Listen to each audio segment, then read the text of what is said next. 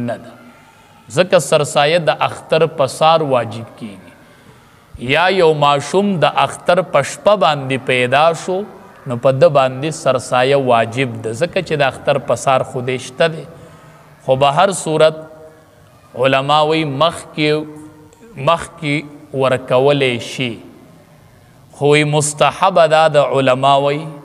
چې د اختر مانځله وتلی نه او د هغې نه مخکې ورکي او وی که چا په رمضان المبارک کې ورکړله دا سرسایه نو دا ډیره غوره ده غوره دا ده چې دی په رمضان المبارک په میاشت کې ورکي د اختر نه مخکې د پاره د دی چې دا فقیران پې ځان له کپړې والي نور څه حاجاتي هغه پې پوره کی خپل اهل و عیال له پې څه اختر د پاره سامان والی نو پکار ده چې دا سرسایه چې دا د اختر نه مخکې په روژه کې ورکړلی شي سرسایه چې دا کم کس مالدار وي نو په ده باندې واجب ده د باندې خپله سرسایه واجب ده او د ده چې کم نابالغه بچي دي د هغې سرسایه هم په ده باندې واجب ده دی به خپله سرسایه ورکوي او د خپل نابالغه بچو سرسایه دا په ده واجب دي د بالغ اولاد سرسایه چې ده هغه په پلار واجب نه ده د ښځې سرسایه په خاون واجب نه ده ورکولی شي پلار د خپل ټول اولاد د طرف نم سرسایه ورکولی شي خاون د خپلې ښځې د طرف نم سرسایه ورکولی شي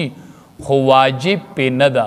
د بالغ اولاد سرسایه او د خپلې ښځې سرسایه دا په دې کس باندې واجب نه ده البته که ورکوي نو ورکولی شي لکه عام طور پر نن سبا کور کې یو مشر وي هغه د ټولو په ځای باندې سرسایه ورکي د ټول اهل و عیال د طرف نه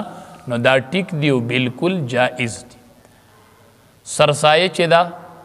دا به څومره ورکول غواړي نبی کریم صلی الله علیه وسلم چې سرسایه ورکړې وه د غنمو نه د وربشو نه او د کجورو نه او د وسکو نه د دې ټولو نه سرسایه ورکړې وه غنم چې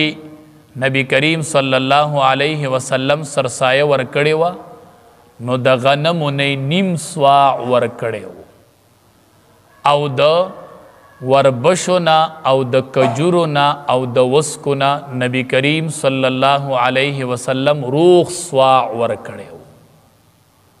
او د غنمو نه نیم سواع ورکړی و نو که یو سړی